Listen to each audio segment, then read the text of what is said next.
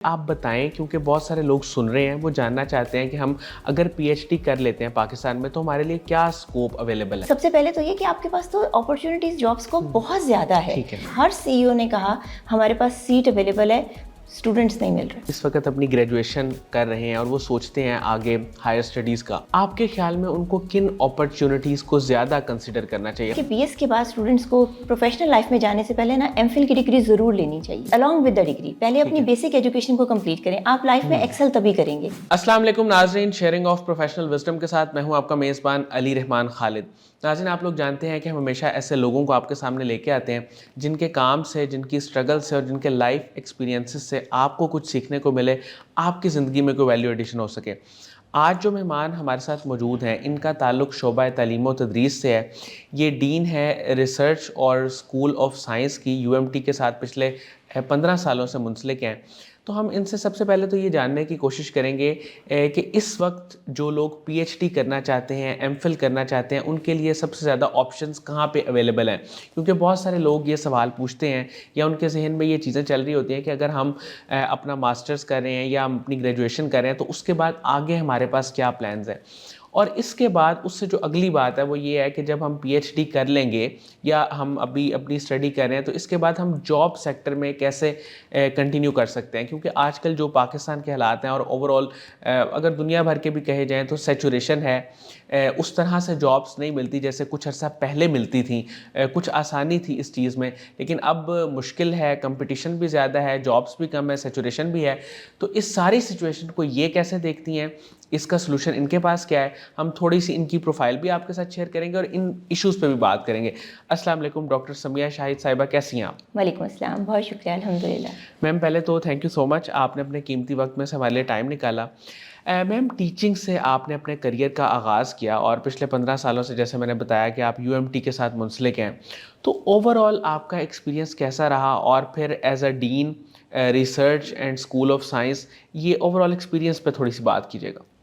UMT में मेरा experience बहुत अच्छा है। यूएमटी से मैंने बहुत ज़्यादा लर्न किया, मेरा सारा करियर यूनिवर्सिटी के साथ ही है। यूएमटी जो है वो बेसिकली लैंड ऑफ अपॉर्चुनिटीज़ है। यूएमटी में अक्सर जगहों पर ऐसा होता है कि आपको ग्रोथ के चांसेस नहीं मिलते।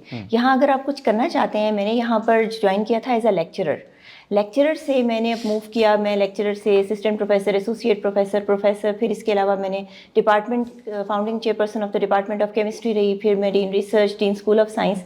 तो इतनी ज़्यादा प्रोफेशनल ग्रोथ मुझे लगता है कि अगर मैं किसी और जगह पर होती तो ना कर सकती। उसकी एक रीज़न ये है कि इसके जो फाउंडर हैं यूनिवर्सिटी के, डॉक्टर हसन सोहेब मुराद साहब, वो उनके अंदर एक विजन था।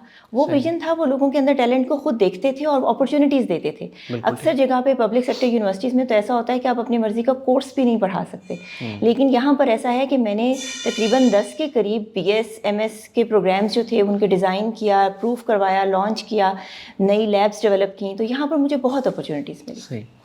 अच्छा मैम, मुझे ये बताइएगा कि आप क्या समझती हैं बीइंग अ डीन, कहाँ पे हमारे एजुकेशन सिस्टम में सबसे ज़्यादा हर्डल्स हैं, सबसे ज़्यादा प्रॉब्लम्स हैं? वैसे तो हम इस पे बहुत सारी बातचीत करते रहते हैं, लेकिन चूंकि आपका एक 15 सालों का एक्सपीरियंस है इनसाइड यूनिवर्सिटी, तो मैं चाहूँगा कि ओवरऑल आप एक एजुकेशन सिस्टम का एनालिसिस जो है ना वो पेश करें।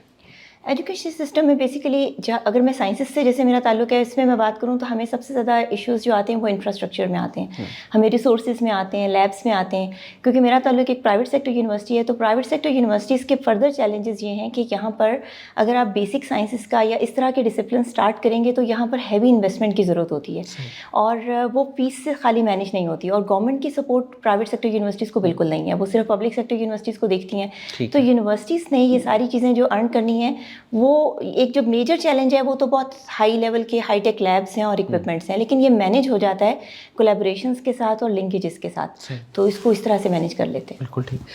अच्छा मैम, आपकी अब तक की जितनी भी अचीवमेंट्स हैं उसमें आपके दिल के करीब जो सबसे बड़ी अचीवमेंट है वो कौन सी है? अचीवमेंट्स तो मैं कहूँगी तो बहुत सारी हैं। मुझे यहाँ से बहुत अपॉर्चुनिटीज़ मिली, मैंने इंटरनेशनल ट्रैवल किया, बहुत जगह पे कॉन्फ्रेंसेस में प्रेजेंट किया। लेकिन जो सबसे बेस्ट है वो मुझे जब एचईसी ने बेस्ट यूनिवर्सिटी टीचर अवार्ड दिया। एक टीचर के लिए इससे अच्छी रिकग्निशन क्या होगी कि नेशनल लेवल के ऊपर उसको सराहा जाए, और मुझे वो मेरा ख्याल है कि सबसे करीब है। इसके अलावा भी यूनिवर्सिटी ने मुझे एक मौका दिया कि यहाँ पर हम बाहर जॉर्ज मेसन यूनिवर्सिटी में भी मैं 2 साल की ट्रेनिंग के लिए गई। तो वो भी एक बहुत अच्छी अचीवमेंट थी। मैम आपकी जो रिसर्च है मेडिसिनल हर्ब्स पे और फिर ज़ाहिर है कि उनकी बायो एक्टिविटीज़ पे, इसमें आपका रिसर्च कब और कैसे डेवलप हुआ? और मैं ये भी जानना चाहूँगा यहाँ पे कि केमिस्ट्री में आपने पीएचडी की। आम तौर पे जो केमिस्ट्री है वो उसको बड़ा मुश्किल समझा जाता है। इवन के जो मेडिकल भी पढ़े होते हैं वो भी समझते हैं कि केमिस्ट्री जो है ना वो बहुत मुश्किल है। तो आपने इस मुश्किल को क्यों चूज़ किया? क्यों आपको ये अच्छी लगी? बेसिकली मैं जिस फैमिली से हूँ तो हमारे घर में ये कॉन्सेप्ट था कि साइंस एजुकेशन के ऊपर बहुत ज़्यादा फोकस था। मेरे फादर एग्रोनॉमिस्ट हैं और उनके सारे बहन भाई डॉक्टर्स हैं और उन मतलब हमारे घर में ऐसा कोई कॉन्सेप्ट था नहीं, बचपन से ये सोचा नहीं कि आर्ट्स भी कोई सब्जेक्ट है या जो जो वैल्यू एडेड सब्जेक्ट है या ये तो एक माहौल था घर का, जिसकी वजह से मैंने प्री मेडिकल चूज़ किया। प्री मेडिकल के बाद फिर ये था कि चूँकि शुरू से थोड़ा सा कैरियर बेहतर था, एजुकेशनल मार्क्स अच्छे थे, तो साइंस में सबसे ज़्यादा मेरिट होता था केमिस्ट्री का। जिस वक्त मैं एंटर हुई उसकी रीज़न तो ये थी कि केमिस्ट्री का मेरिट सबसे हाई था और मुझे था कि मैं उस सब्जेक्ट में जा रही हूँ जिसमें सबसे मुश्किल है एडमिशन लेना। बाद में इससे रेलिवेंट जो सब्जेक्ट्स थे ज़ूलॉजी, बॉटनी, बायोलॉजी, उसके मेरिट्स इससे कम होते थे, तो मैं एंटर तो सिर्फ इस वजह से हुई थी। लेकिन उसके बाद मुझे टीचर इतने अच्छे मिले। केमिस्ट्री जो है ये कॉन्सेप्चुअल सब्जेक्ट है, अगर आपको इसकी समझ आ जाए तो ये बहुत आसान है। इसमें ये इंटरेस्टिंग भी बहुत है। इसमें आप देखते हैं आप नया रिएक्शन से चीज़ें कैसे बनाते हैं, चीज़ें कौन से एलिमेंट्स हैं आपस में रिएक्ट करेंगे, पीरियोडिक टेबल है, आपको उसको पढ़ना और समझना आ जाए। हमारे यहाँ स्टूडेंट ज़्यादा रट्टा लगाते हैं, रट्टा ना लगाएं उसको, अगर आपको समझना आ जाए ना तो ये सब्जेक्ट इतना इंटरेस्टिंग है कि आप जब नई चीज़ डेवलप करते हैं, आप लैब में काम कर रहे हैं, आपके पास एक्सपेरिमेंट लगाया है, प्लांट है, जैसे मेरा मेडिसिनल प्लांट की आपने बात की, मेरा इस पे रिसर्च है, तो जब हम उसमें से एक्सट्रैक्शन करते हैं और आपके पास एंड पे बड़े खूबसूरत ऑरेंज क्रिस्टल्स के कंपाउंड आते हैं, आप उसके अंदर जो सेकेंडरी मेटाबोलाइट्स हैं, जो केमिकल कॉन्स्टिट्यूएंट्स हैं, जो एक्टिव कॉन्स्टिट्यूएंट्स हैं, जब आप आइसोलेट करते हैं और जितनी खुशी होती है, तो ये इस लिहाज से बड़ा इंटरेस्टिंग सब्जेक्ट है। तो आपका माइंड रिसर्च में था शुरू से ही? शुरू से था। सही।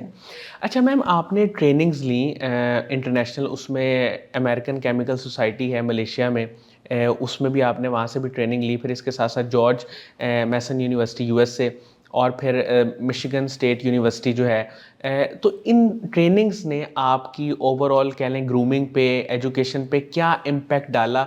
और जितने भी टीचर्स इस वक्त अगर हमें सुन रहे हैं तो इन ट्रेनिंग्स का क्या असर होता है टीचर्स पे? देखिए ये चीज़ें बहुत ज़रूरी हैं। आपका विजन, आपकी कोलैबोरेशंस, आपका मेरी जो एजुकेशन थी, मेरी एजुकेशन सारी पाकिस्तान से है। मैंने पीएचडी तक मेरी कंप्लीट, मेरा इससे पहले एक्सपोजर नहीं था। लेकिन यहाँ पर मैं आपसे ये स्टूडेंट्स को भी कहूँगी और फैकल्टी को भी, जो कॉन्फ्रेंसेस होती हैं ना, ये बहुत सबसे पहले इनिशियल स्टेज पे आपकी यूनिवर्सिटी में हो रही हैं, आपके दूसरे कंट्रीज़ में हो रही हैं, आप उसमें ज़रूर शिरकत करें। इससे आपको बहुत सी, जो अमेरिकन केमिकल सोसाइटी के लिंक इस तरह से बना था कि हमने यूएमटी में एक कॉन्फ्रेंस ऑर्गेनाइज़ की थी, जहाँ पर के डॉक्टर एलेनी हैं जो इंटरनेशनल चैप्टर की अमेरिकन केमिकल सोसाइटी की इंचार्ज थी, और वो हमारे पास एज अ कीनोट स्पीकर आई थी। और उन्होंने उसके बाद वो अमेरिकन केमिकल सोसाइटी डेवलप कर रही थी कोड ऑफ एथिक्स केमिस्ट के लिए वर्ल्ड वाइड। तो इसमें ये तकरीबन 18 कंट्रीज से केमिकल सोसाइटीज़ के प्रेसिडेंट्स थे जो इसमें जिन्होंने पार्टिसिपेट किया। उन्होंने मुझे इस पे इनवाइट किया, ये फुली फंडेड था, ये मेरा first out of country visit था यूएमटी में। मैं यहाँ पर ये भी ऐड करूँगी कि मुझे इतना अच्छा सपोर्ट किया कि जिस वक्त मुझे ये इन्विटेशन आई तो सिर्फ 1 वीक का टाइम था और मेरे पास वीज़ा नहीं था और मेरा फर्स्ट इंटरनेशनल टूर था। डॉक्टर हसन होते थे, डॉक्टर हसन ने अपने पीए को कहा कि आप खुद इस्लामाबाद जाओ और जाके परसू करो कि ये एकेडमिक इसमें है, और वो 3 दिन में मेरा वीज़ा आया। अच्छा। और ये यूनिवर्सिटी की देखें कितनी अच्छी सपोर्ट थी कि, और ये सारा दूसरा तो अमेरिकन केमिकल सोसाइटी से फंडेड था, तो इसमें मैं फ़र्स्ट टाइम गई। वहाँ पर हम बैठे जब इतनी जगहों से किस तरह से काम करना है, आपने कैसे डिज़ाइन करना है उस कोड ऑफ एथिक्स को, एक ये अपॉर्चुनिटी मुझे मिली। और इसके बाद दूसरी अपॉर्चुनिटी मिली, ये भी यूएमटी की तरफ से थी कि ये कोलैबोरेशंस थी जॉर्ज मेसन यूनिवर्सिटी के साथ, जिसमें 40 फैकल्टी मेंबर थे, 2 कोहॉर्ट में गए थे, और ये 15 दिन के लिए अमेरिका में था और उसके अलावा बाकी टाइम पे हमारी, और इसका भी एंड पाकिस्तान में यूएमटी में कॉन्फ्रेंस के, जिसमें सारे लोगों ने, जो 40 लोगों ने काम किया, उन्होंने अपना काम उस कॉन्फ्रेंस में प्रेजेंट किया। इससे आपके लिंकेजेस बन, आपको पता चलता है कि वर्ल्ड में काम क्या होता है। इसमें हमने ये मौका मिला, एक्सपोजर मिला। मुझे एक और मौका ये मिला कि हमें ये उन्होंने अलाउ किया कि वहाँ पर जो भी टीचिंग क्लासेस हो रही थी, BS, MS, PhD की जो रिसर्च लैब्स हो रही थी, तो सिर्फ हम वहाँ पर उस टीचर से बात करते थे कि हम आपकी क्लास में बैठना चाह रहे हैं, तो मैंने वहाँ पे बैठ के क्लासेस को अटेंड किया और सिर्फ ऑब्जर्व किया कि वो किस तरह से कंडक्ट कर रहे हैं। तो इससे मुझे एक कॉन्फिडेंस भी आया। इससे पहले हमें ये लगता है कि शायद हमारा एजुकेशन सिस्टम बहुत ही वीक है, हमारा जनरल कॉन्सेप्ट है कि हम जो पढ़ रहे हैं या हम जो पढ़ा रहे हैं वो उतना अच्छा नहीं है और इंटरनेशनल स्टैंडर्ड्स का नहीं है। लेकिन जब हमने वहाँ देखा, हमारी जो MS की क्लास होती है वो 3 आवर्स की क्लास होती है वीक में। अब वो जो 3 घंटे की क्लास है, हम उसको ऐसे मैनेज करते हैं। मुझे यूएमटी में बड़े अच्छे मेंटोर्स मिले, हमारे डीन होते थे डॉक्टर भट्टी। जब मैंने स्टार्ट किया फर्स्ट टाइम टीच करना था, तो उन्होंने बताया कि ये 3 घंटे आपने, जब लोग आते हैं, हमारा इवनिंग का प्रोग्राम है, 6:30 पे क्लास स्टार्ट होती है, लोग सारा दिन जॉब करके आए हैं, वो थके हुए हैं, आपने उन्हें इंगेज रखना है। अब इंगेज रखने के लिए अगर आप बहुत ज़्यादा लेक्चर डिलीवर करेंगे तो बच्चे इंगेज नहीं होते। तो हम इस तरह से करते हैं कि हम 40 आवर्स टू 1 आवर्स का 40 मिनट्स टू 1 आवर का लेक्चर होता है। उसके बाद स्टूडेंट्स के कोई क्विज या असाइनमेंट्स हो जाती है, कोई डिस्कशन टॉपिक हो जाता है, और स्टूडेंट की प्रेजेंटेशन लेते हैं। प्रेजेंटेशन हमारी रिसर्च पेपर बेस्ड होती है। हम स्टूडेंट को रिसर्च पेपर देते हैं कि जिसको वो पढ़ के बिल्कुल ऐसे प्रेजेंट करें कि ये जैसे उसका, इससे बच्चों को कोर्स वर्क के दौरान पेपर पढ़ना आ जाता है। तो मैंने जब इंटरनेशनल लेक्चर अटेंड किए तो मैंने ये देखा कि यही सेम फॉर्मेट था। टीचर ने कोई 30 मिनट्स का लेक्चर दिया और उसके बाद स्टूडेंट की प्रेजेंटेशन थी और उसने एक पेपर प्रेजेंट किया। लेकिन थोड़ा सा डिफरेंस ये था कि हम कोशिश करते हैं कि हम अपने स्टूडेंट को इंगेज करें। हमारा जो बच्चा प्रेजेंट कर रहा है वो तो ज़ाहिर है प्रेजेंट कर रहा है, लेकिन जो बाकी स्टूडेंट्स हैं वो उतना ज़्यादा इंटरेक्टिव नहीं होते, उसको पढ़ के नहीं आते। वहाँ पर ये था कि स्टूडेंट बहुत ज़्यादा इंटरेक्टिव थे, बाकायदा डिस्कस कर रहे थे, उनके अंदर इंटरेस्ट थोड़ा ज़्यादा था। लेकिन ये कि मुझे कॉन्फिडेंस ये आया कि हम जो फॉर्मेट फॉलो कर रहे हैं वो तकरीबन ऐसा ही है। तीसरी जो इसमें आपने बात की मिशिगन स्टेट यूनिवर्सिटी की, ये मुझे रिसेंट अपॉर्चुनिटी मिली। ये बेसिकली बड़ा अच्छा प्रोग्राम था, यूएस कॉन्सुलेट स्पॉन्सर्ड था। मिशिगन स्टेट यूनिवर्सिटी में ये उन्होंने पूरे पाकिस्तान से 25 वुमेन लीडर्स जो कि वाइस चांसलर्स थी, रजिस्ट्रार, डीन्स और इस लेवल के लोग थे, और इसको उन्होंने इनवाइट किया वहाँ पे जॉर्ज मेसन, ये मिशिगन स्टेट यूनिवर्सिटी में। और वहाँ पर हमारा बेसिकली ये women leadership in higher education का प्रोग्राम था। और ये बहुत ज़्यादा बेस्ड था कि वुमेन को क्या प्रॉब्लम्स आ रही हैं, क्या चैलेंजेस हैं, और वो कैसे टैकल करें, वर्क लाइफ बैलेंस किस तरह से करें, और फिर ये कि मेल के साथ काम करते हुए उनकी कितनी सुनी जाती है। ये भी अगेन बहुत अच्छी लर्निंग अपॉर्चुनिटीज़ थी। इसमें मुझे ये चीज़ मिला कि being Muslim women and then Pakistani women, हम बहुत ज़्यादा प्रिविलेज्ड हैं। हमें वो मसाइल नहीं हैं जो इंटरनेशनल, मैंने वहाँ पर अमेरिका में यूनिवर्सिटीज़ की प्रोवोस्ट थी और वहाँ पर थी जिन्होंने ये जिक्र किया कि उनकी फैमिली में, उनके बहन भाइयों में पेरेंट्स ने भाइयों की एजुकेशन पे ज़्यादा फोकस किया और पैसा लगाया, जबकि और ये यूएसए में। और वो उन्होंने कहा कि हमारे जो फर्स्ट जनरेशन और जो फैमिली में सेकंड जनरेशन के भी इवन जो लोग थे, उन्हें फीमेल्स की एजुकेशन में प्रॉब्लम्स आई। तो फिर ये कि हम अपने आप को बहुत ज़्यादा मजलूम कंसीडर करते हैं, तो ऐसा नहीं है। हमें जो पाकिस्तानी वुमेन को और मुस्लिम वुमेन को जो बेनिफिट्स हैं ना, अब वहाँ पर मैं एक और एग्जांपल ये बस लोगों के इसके लिए शेयर करूँगी। हम यहाँ पर जाते हैं ना, हम शॉपिंग पे भी जाएं या हमारा कुछ हो तो हमारे साथ भाई होते हैं, हस्बैंड होते हैं, तो इवन सामान भी वो कैरी करते हैं, वो हमें खुद नहीं। लेकिन मैंने वहाँ पर देखा कि हमें रिसीव करने के लिए आई हुई थी, वो भी अपने डायरेक्टर थी, और वो एक यंग फीमेल थी, बड़ी दुबली पतली सी, और वहाँ पे जो बस लेने आई हुई थी, जिनके 25 फीमेल ख़वातीन थी सारी उसमें, उन्होंने, ड्राइवर था, ड्राइवर ने किसी का सामान उठा के बस में नहीं रखा। उस फीमेल ने देखा हमारे यहाँ जो कि वाइस चांसलर्स और डीन्स और जो थी, उनको आदत थी कि उनके उठाने के लिए लोग मौजूद होते हैं, वो अपना बैग तक खुद नहीं उठाते हैं। तो वहाँ पर उन्होंने सामान उठा के खुद रखना शुरू किया, उस फीमेल ने जो रिसीव करने आई हुई थी बस में। तो सारी फीमेल्स ने अपना सामान खुद उठा के बस में रखा, और हर जगह पे हर काम, मतलब वहाँ जो इक्वालिटी की बात है ना, तो हर तरह की फिर इक्वालिटी है। हम लोग जो कहते हैं कि हमारे जो राइट्स हैं उसमें हो, लेकिन हमारी रिस्पॉन्सिबिलिटीज़ में हम उस तरह से शेयर नहीं करते। तो वो भी बहुत अच्छा लर्निंग एक्सपीरियंस था, मैंने बहुत सी चीज़ें सीखी। एक और चीज़ ये देखी कि पब्लिक और प्राइवेट सेक्टर में भी बहुत डिफरेंस है। हमारे यहाँ से भी जो पब्लिक सेक्टर से लोग गए हुए थे, उनको फिर भी मसाइल थे, लेकिन यूएमटी में मेरा एक्सपीरियंस जो रहा है ना, यहाँ पर फीमेल वॉइस को सुना भी जाता है। लेकिन उसमें मेरी एक लर्निंग इस सारे प्रोग्रेस की, ये प्रोग्राम की ये भी थी, अगर आप नॉलेजेबल है ना, अगर आपकी बात में वर्थ है, आप जो कह रहे हैं वो सही है और उसके पीछे आपका पूरा नॉलेज है, तो इससे फ़र्क नहीं पड़ता वो मेल बात कर रहा है या फीमेल बात कर रहा है, और वो किस लेवल पे बात कर रहा है, वो बात वर्थ रखती है, वो सुनी भी जाती है, मानी भी जाती है। सही। अच्छा मैम, अब सबसे अहम जो सवाल है ना हमारे डिस्कशन का, क्योंकि ये तो सारी बातें माशाल्लाह आपकी इतनी एक एक्सटेंसिव प्रोफाइल है, कॉम्प्रिहेंसिव प्रोफाइल है, और आपने बहुत सारी चीज़ों को बताया जो कि यकीनन हमारे लिए एक ऑनर की बात है कि आप हमारे पास मौजूद हैं इस वक्त।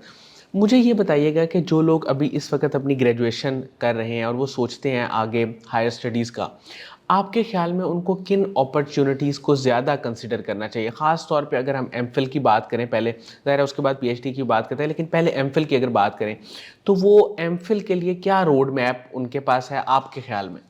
देखिए, एक तो सबसे पहले सब्जेक्ट की सिलेक्शन है, तो आपने जब बीएस में डिसाइड वो तो कर खुद लिया ही तो करना है, आपने उसके अकॉर्डिंगली एमफिल में जाना है। अब यहाँ पर जो है ना कैरियर है, मेरा ख्याल है कि बीएस के बाद स्टूडेंट्स को प्रोफेशनल लाइफ में जाने से पहले ना एमफिल की डिग्री ज़रूर लेनी चाहिए। बिल्कुल ठीक। आजकल एक ट्रेंड चल गया है कि बस आप स्किल्स की तरफ जाएं और उसमें ये है कि आपको डिग्री की ज़रूरत नहीं है, डिग्री की वैल्यू नहीं है। लेकिन अगर आप देखें तो वो जो स्किल्स है ना वो बड़ी शॉर्ट टर्म है। आप स्किल्स लें अलॉन्ग विद द डिग्री, पहले अपनी बेसिक एजुकेशन को कंप्लीट करें, आप लाइफ में एक्सेल तभी करेंगे। और एमफिल के जो अपॉर्चुनिटीज़ हैं, आप जिस सब्जेक्ट में हैं, आप जहाँ जो काम करें ना वो काम आप अच्छी तरह करें। उसमें मैं अपनी क्लास में पढ़ाती हूँ तो मैं स्टूडेंट्स को ये कहती हूँ कि बिलो एवरेज और एवरेज की कोई लाइफ नहीं है। आजकल स्टूडेंट्स कहते हैं कि हमें जॉब नहीं मिलती, सिफारिश से जॉब मिलती है। मैंने खुद लाइफ में, मैंने जहाँ पर भी, जिस वक्त मैंने अपनी डिग्री कंप्लीट की थी तो मैंने उस वक्त अप्लाई किया था 2-3 जगह पर, पब्लिक सेक्टर में भी, प्राइवेट में भी। मेरे पास पब्लिक सर्विस कमीशन के थ्रू एनवायरमेंट प्रोटेक्शन डिपार्टमेंट में मेरी जॉब हो गई, टेस्ट हुआ, इंटरव्यू हुआ और उसमें मुझे वहाँ से भी कॉल आ गई, मुझे यूएमटी से लेक्चरर की कॉल आ गई। अब चूंकि मैंने पीएचडी के फ़ौरन बाद स्टार्ट किया था तो मुझे आइडिया था कि पीएचडी के बाद मेरा जो कैरियर है वो एनवायरमेंट प्रोटेक्शन डिपार्टमेंट से की बजाय एजुकेशनल लाइफ में ज़्यादा स्ट्रॉन्ग है, यूनिवर्सिटी में ज़्यादा स्ट्रॉन्ग है, तो मैंने उसको नहीं। लेकिन इसमें किसी जगह पे ना कोई सिफारिश इन्वॉल्व नहीं थी।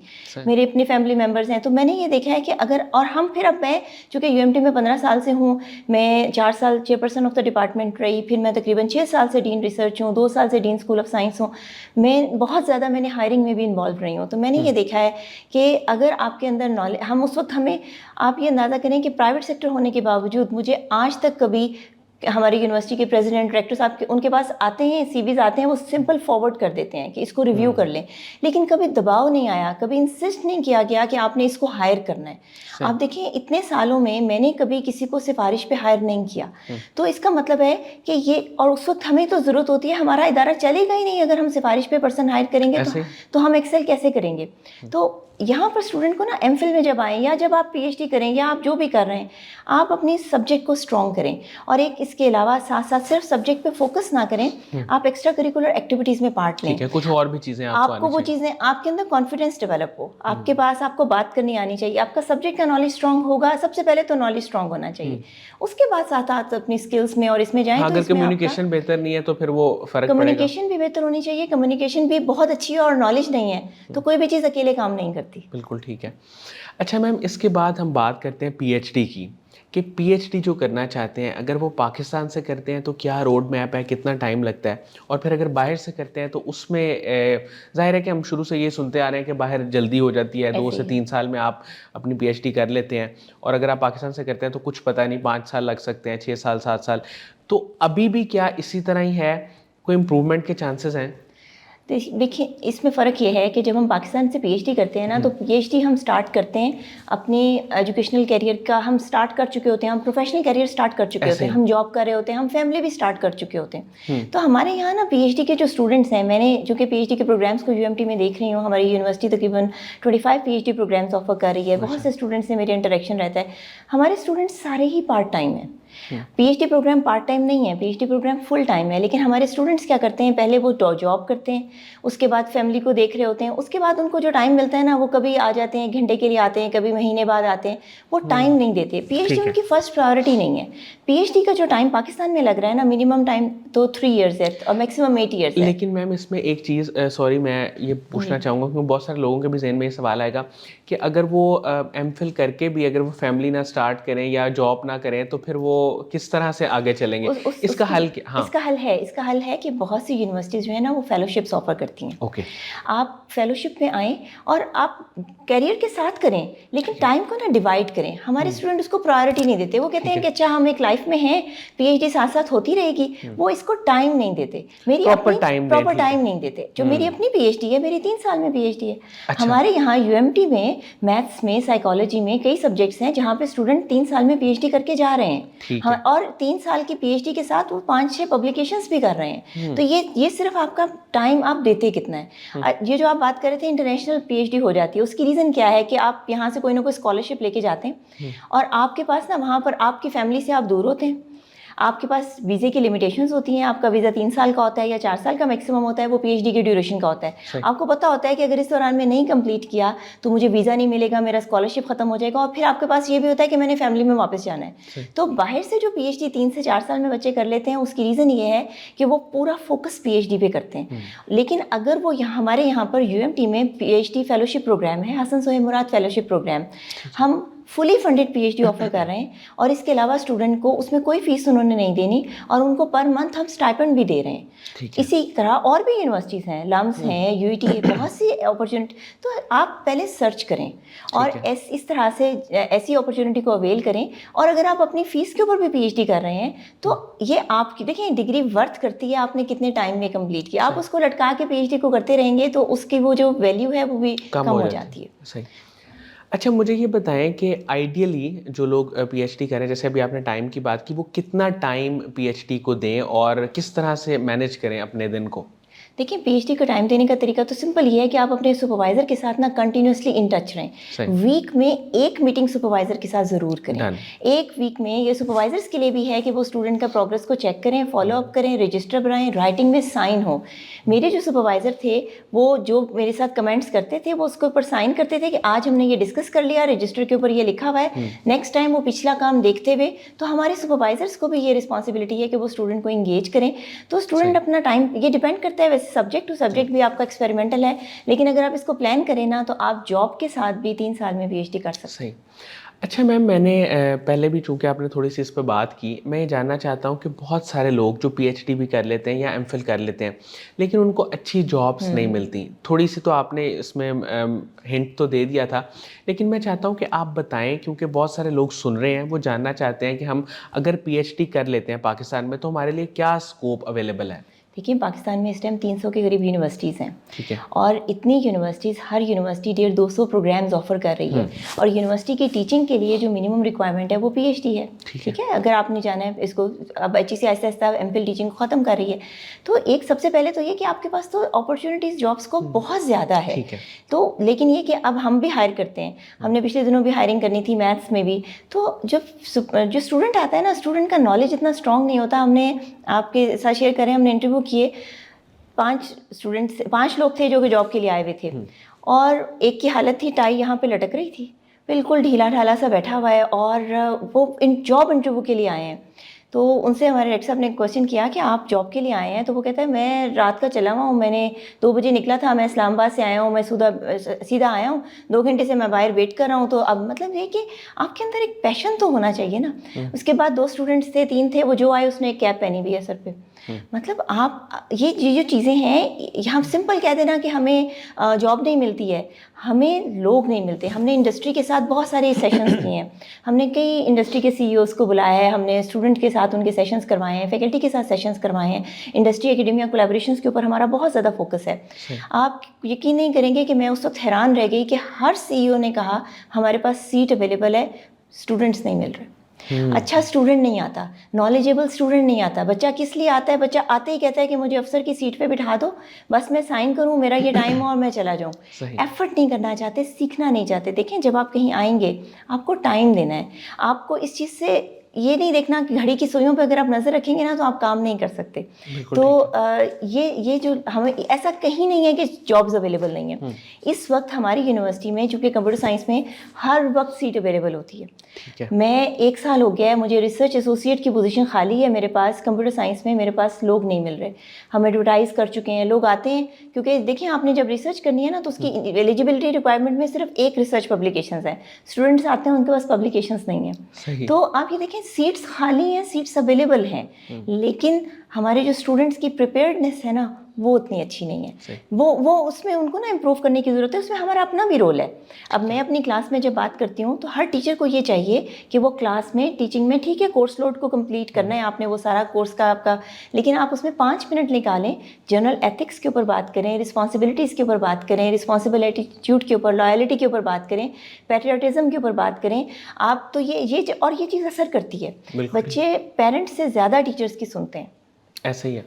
मैम, मुझे ये बताइएगा कि आखिरी जो बात है वो ये है कि स्टूडेंट्स को और टीचर्स को आप क्या एडवाइस करेंगी? आखिरी आपके अल्फाज क्या हैं उनके लिए?